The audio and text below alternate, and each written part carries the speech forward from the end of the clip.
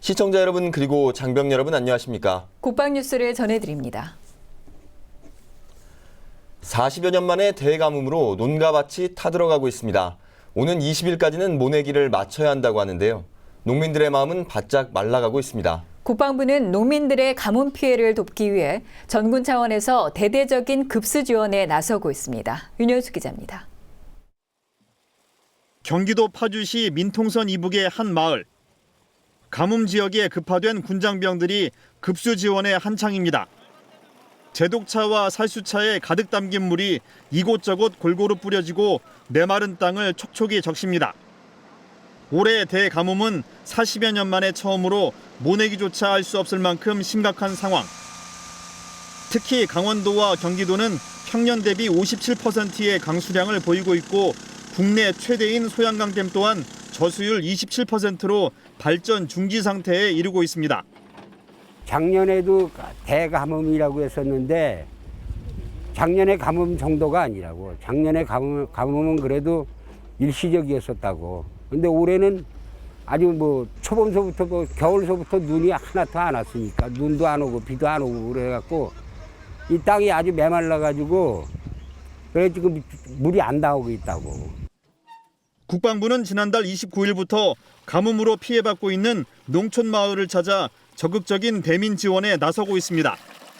12일 현재까지 전국 18개 지역에 육군과 해군, 공군 병력 480여 명, 장비 50여 대가 동원돼 지금까지 100만여 리터의 물을 지원했습니다.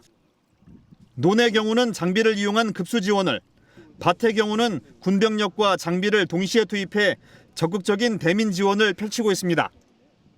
농민들께서 요청하시기 전에 먼저 저희가 찾아가서 필요하신 만큼 이상의 힘을 모아서 농민들의 고통을 덜어주는 방침하에 가뭄 극복에 최선을 다해서 지원하고 있습니다. 군장병들의 대대적인 대민 지원은 가뭄으로 어려움을 겪고 있는 농민들에게 단비가 되고 있습니다. 장병 여러분들이 계속 좀 이렇게 좀 도와주셨으면 여기 농사 짓는 사람들이 조금이나마 보탬이 되니까 마음적으로라도 위로도 되고 보탬도 되고 하는데 하여튼 고마워요. 가뭄 피해를 돕기 위해 팔을 걷어붙인 군장병들. 가뭄이 해결될 때까지 전군 차원에서 적극적이고 신속한 급수 지원을 지속할 예정입니다. 국방뉴스 윤여수입니다. 메르스 환자 진료를 돕기 위해 군 의료진이 12일 전국 최초로 민간병원에 투입됐습니다. 대전에 있는 대청병원으로 군의관과 간호장교 24명이 지원에 나섰습니다. 양희룡 기자의 보도입니다. 군 의료진을 태운 버스가 대전 대청병원에 들어섭니다. 군의관과 간호장교로 구성된 24명의 군 의료진이 전국 최초로 민간병원에서 메르스 환자 진료에 나섰습니다. 대전시 요청에 따라 이들은 오는 26일까지 보름 동안 3교대 근무로 환자 진료와 투약, 체열 등의 임무를 수행합니다. 국민의 군대로서 책임과 사명감으로 메르스 확산을 막기 위해 최선을 다하겠다는 각오도 밝혔습니다. 오늘부터 군 의료인력이 민간 의료기관 지원을 해서 투입됩니다. 군 의료인력이 투입돼서 메르스 방역을 위해서 최선을 다하겠습니다. 국방부는 앞으로도 관계부처와 긴밀히 협의해 범정부 차원에서 적극 지원할 계획입니다. 한편 12일 현재까지 국내 메르스 확진 환자는 없으며 의심 환자 4명과 밀접 접촉자 9명, 예방 관찰 대상은 181명으로 집계됐습니다. 국방뉴스 양희룡입니다. 전 세계적으로 크고 작은 테러의 위협이 증가하고 있는데요. 유동인구가 많은 곳에서 테러가 발생한다면 인명피해가 클 수밖에 없습니다. 네, 그래서 초기 진압이 무엇보다 중요한데요. 육군 6공병여단이 군관경을 통합해 테러 조기 종결을 위한 훈련을 실시했습니다. 송민아 기자입니다. 포천에 위치한 한 대형마트에서 갑작스러운 폭발음과 함께 주변에 있던 시민들이 부상을 당합니다. 인근 부대인 육군 6공병연단의 초동조치 부대와 폭발물 처리반, 그리고 소방서와 경찰서, 시청 등 관계자들이 신속히 출동해 상황 조치에 들어갑니다.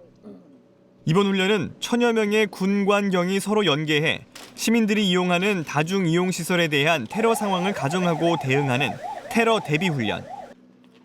육공병여단 장병들을 비롯한 관계관들은 주민 대피와 응급구조, 폭발물 처리 등 유기적으로 임무를 수행했습니다. 마지막으로 폭발물 처리반인 EOD가 폭발물을 분석하고 수거해 피해 현장의 위험 요소를 제거하면서 테러 상황은 종료됐습니다. 6월 호국봉헌의 달을 맞이하여 65년 전 선배 전우들의 고귀한 희생을 상기하면서 어떠한 상황 속에서도 국민의 재산과 생명을 보호할 수 있도록 최선을 다하겠습니다. 부대는 앞으로도 유관 기관과 지속적으로 훈련하며 불순 세력에 의한 도심 테러 발생 시 신속한 초동 조치로 피해를 최소화하고 현장에서 상황을 종결한다는 계획입니다. 국방뉴스 송민아입니다. 6.25 전쟁 발발과 함께 거침없이 내려오던 북한군을 3일간 막아내 한강 방어선 구축에 결정적인 전공을 세운 전투가 춘천지구 전투입니다. 10배 이상의 화력으로 진격해오던 북한군을 막아낸 춘천지구 전투 참전용사들이 6.25 65주년을 앞두고 당시 전투 현장을 찾았습니다. 김지한 기자입니다. 강원도 춘천시를 가로지르는 소양강. 지금도 많은 차량이 강을 건너는 소양교는 6.25 전쟁의 역사를 고스란히 담고 있습니다. 춘천지구 전투는 1950년 6월 25일 전쟁 발발과 함께 모든 전선에서 파죽지세로 밀고 내려오던 북한군을 국군 육사단이 소양교를 중심으로 3일간 방어해내며 한강 방어선 구축에 필요한 시간을 번 결정적인 전투입니다. 6.25 65주년을 앞두고 당시 춘천지구 전투 참전용사들이 육사단장을 역임한 임관빈 전 국방정책실장과 함께 현장을 찾았습니다. 춘천지구 전투는 6.25 때 한마디로 나라를 구한 전투예요. 춘천마저 무너졌으면은 우리가 제대로 그 초기 방어를 할 수가 없었습니다. 여기에서 육사단이 3일 동안 막아줬고, 그 다음에 또 홍천지구에서 또 이틀 동안 막아줘서 토탈 한 5일 정도를 춘천 홍천에서 육사단이 막았는데, 그래서 우리 한강 방어선을 그거를 만들 수가 있었어요. 그래서 유엔군과 미군이 들어올 수 있는 시간을 벌었어요. 구국의 일념으로 맞서 싸웠던 전투 현장. 당시 북한군은 4배의 병력과 10배 이상의 화력으로 무장하고 춘천을 공격했습니다. 특히 북한군 전차의 진격을 막는 일이 가장 시급한 과제였고 육사단 장병들은 목숨을 건 전차 파괴 작전을 감행했습니다. 지금 내가 과연병 가지고 탱크 부시는 거 큰일 나요. 그러니까 그 탱크가 앞세웠던 인민군들이 탱크가 없어지니까 이거 진격을 못하는 거라, 그지? 그 바람에 이제 우리 대승했다는 거. 당시 육사단장이었던 김종호 장군의 리더십도 빛났습니다.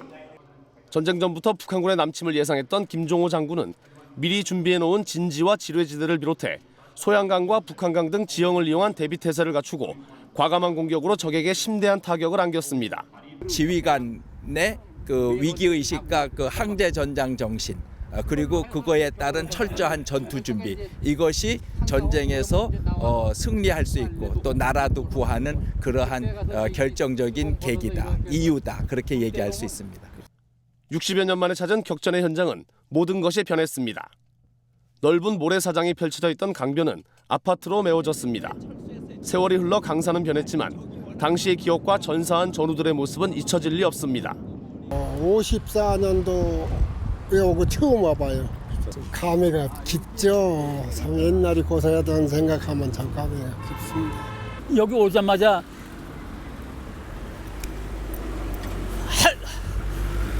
가슴이 고파서 죽은 사람들이 몇 명 있어요. 친하던 사람들 올 때마다 면목을 빌죠. 네. 당시 치열했던 전투의 흔적들은 이제 전시관 유리 너머에 보관됐지만 참전용사들과 전사자들이 젊은 시절 목숨 걸고 지켜낸 자유의 가치는 후손들의 삶과 함께하며 생생히 살아있습니다. 국방뉴스 김지한입니다. 국방뉴스 특별기획 훈련병의 품격 나는 팔강모 사나이. 해병 1197기 훈련병들이 수료 후 배치될 부대가 결정됐습니다. 요즘에는 객관성과 공정성을 갖추기 위해 무작위 공개 시스템을 통해 근무할 부대를 결정하는데요. 네, 여느 스포츠 경기보다도 더 짜릿했던 부대 배치 현장과 극기주에 있을 야전 수경에 대비한 훈련까지 화면으로 만나보시죠.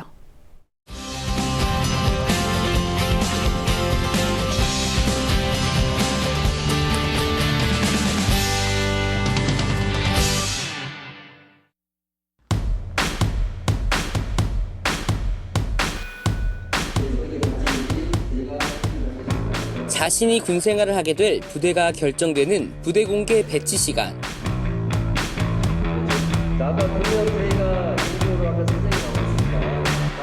공정을 기하기 위해 먼저 모의로 배치를 해보며 부대 배치가 되는 과정을 소개합니다. 97기 동기를 대표해서 부대 배치를 하도록 하겠습니다. 예.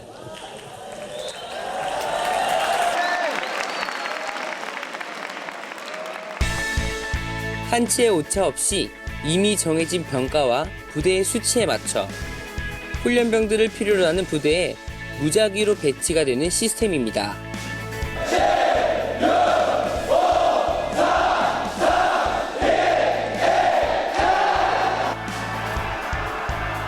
드디어 대표 훈련병의 손을 통해 1197기 훈련병들의 부대 배치 결과가 발표됐습니다. 자신이 원하는 부대 또는 동기들과 같은 부대에 배치된 훈련병들. 뜻밖의 행운에 만족한 표정입니다. 동기들과 헤어짐이 아쉬워 조금 실망하는 훈련병도 보입니다. 제가 스쿠버 다이빙 관련 업종에서 종사를 조금 했었는데 그걸 살려서 수색병과에서 더 즐기며 제가 전공한 분야를 즐기며 복무를 할 수 있지 않을까 생각해 지원하게 되었습니다. 앞으로 정말 힘들 거라 생각되지만 하지만 고통을 즐기며 더 강한 남자가 되기 위해 노력하는 해병이 되고 싶습니다. 처음에는 제가 연평부대에 갈 거라고 생각을 못했는데 딱 그 천천히 그 이름들이 내려가면서 연평부대가 딱 떴는데 처음엔 제가 제 이름이 아닌 줄 알고 다시 봐도 제 이름이 맞아가지고 연평부대가 다들 말하기 약간 힘들다고 말하는데 이왕 연평부대에 걸린 거 가서 멋지게 군생활 열심히 하고 오겠습니다. 이 A 텐트는 여러분들 극기조 훈련 나가서 이와 같은 텐트를 만들어서 수경을 할 거야, 그치? 자, 야전 소경이라고 하면 여러분들 훈련이나 전쟁 따위에 군대가 이 수경지를 떠나서 여러분들의 그 비와 바람을 피하고 뭐 각종 안전하게 여러분들이 휴식을 취할 수 있는 그 공간, 그 안식처가 되겠다, 알겠지? 처음 보는 A 텐트를 꼼꼼히 살피는 훈련병들.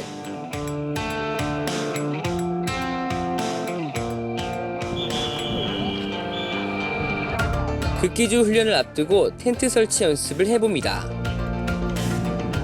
수경지에서 신속하게 텐트를 설치하기 위해 순서와 요령을 익히는데요. 3명이 한 조가 되어 서로의 힘을 모아 뚝딱뚝딱 텐트를 완성합니다. 힘을 합치면 안 되는 것이 없습니다.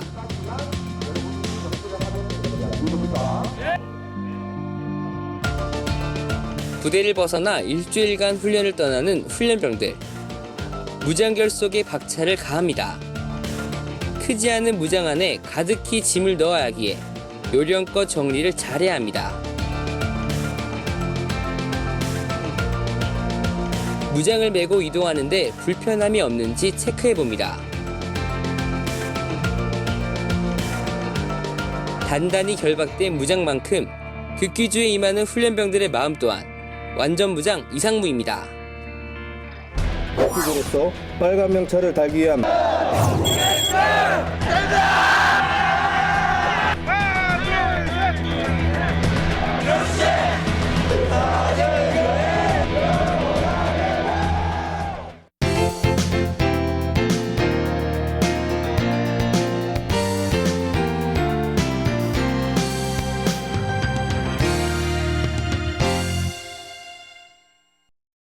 백전 노장에게 전해듣는 6.25 이야기 두 번째 시간입니다. 오늘의 주인공은 해군사관학교 1기 졸업생으로 해군 참모총장을 지내기도 했는데요. 네, 전시 재해권의 중요성을 누구보다 강조한 충무공해 후에 해군의 역사를 대변하는 주인공을 이혁근 기자가 만나봤습니다. 해군사관학교 1기 졸업생. 우리 해군의 첫 발자국을 설명하며 87살 노장은 추억에 잠깁니다. 1945년 그러니까 해방 직후 11월 11일 날 초대 단장인 손원일 제독께서 해방명단을 창단한 동시에 그와 같은 시기에 해군사관학교, 다시 말해서 배학교 일기생을 모집을 했어요.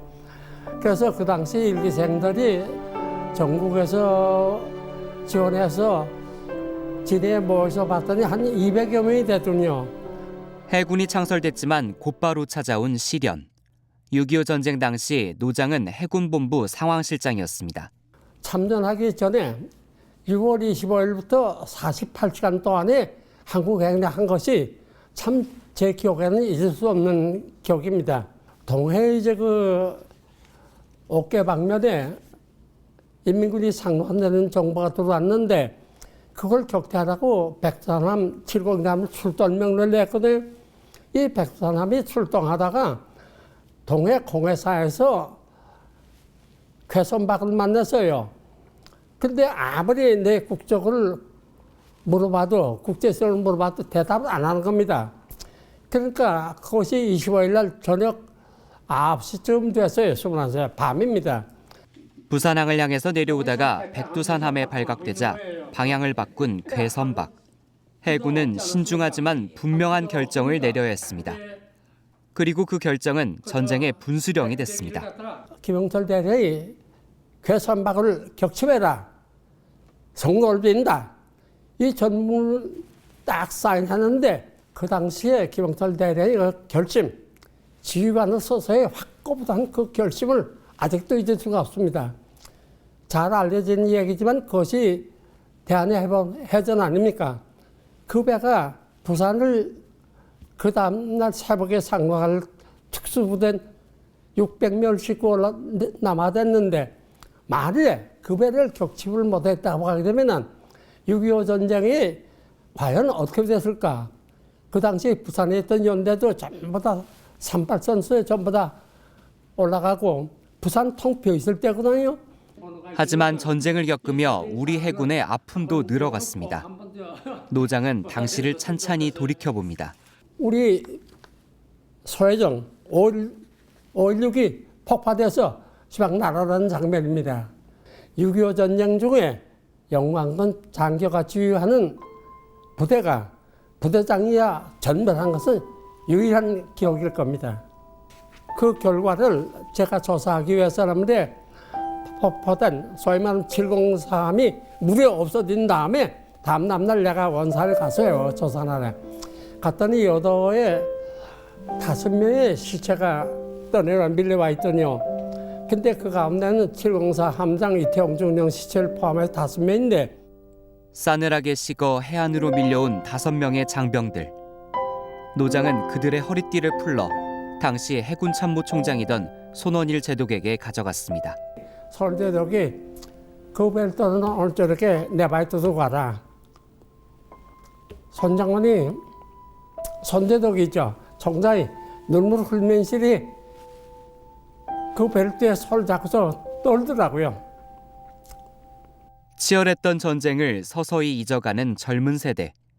노장은 현실에 대해 안타까워하면서도 그 책임이 기성세대에게도 있다고 말합니다.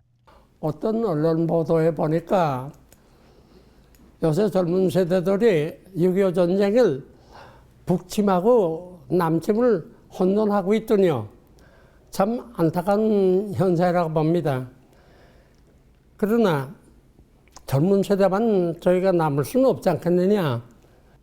신성한 병역 의무를 무임승차한 공직자들이 수두룩한데 이런 것을 생각해 보게 되면 희성세대에 대한 책임도 또한 크다고 저는 생각합니다. 어떻게 해야 젊은 세대가 6.25 전쟁을 잊지 않을 것인가? 노장에게 그 방법에 대해 물었습니다. 6.25 전쟁의 전역비가 어느 도나 시군이나 전부 다 어느 말이나 다 있지 않습니까? 그 전역비를 갖다가 학교라든지 그 시민단체들이 자주 이제 방문하고 또 그걸 가꿔주고 청소해주고 이런 것을 하는 게 좋지 않겠는가. 6.25 전쟁에 나가서 전사한 사람들의 명당을 각 학교에서 그것을 완전히 동판에 쓰건 어디다 쓰건 우리 학교 졸업생이 6.25 전쟁에 이렇게 전사를 했다. 이것을 갖다가 학생들한테 인식을 줘야 되지 않겠느냐. 90에 가까워진 노장. 그러나 아직 그는 또렷한 목소리로 조국의 바다를 지켜야 한다고 말합니다. 진정한 충무공의 후예다운 모습입니다. 국방뉴스 이혁근입니다. 국방뉴스에서는 호국보훈의 달을 맞아 젊은 세대가 모르는 6.25 이야기를 전해드리고 있습니다. 네, 지난 2013년에 실시한 국민안보의식 조사에 의하면 중고생의 절반 이상이 6.25 발발 연도를 모르고 심지어 청소년들의 30%가 6.25를 조선과 일본과의 전쟁으로 알고 있었는데요. 6.25는 잊혀진 전쟁이 아니라 아직 끝나지 않은 전쟁입니다. 국방뉴스를 마칩니다. 시청해주신 여러분 고맙습니다.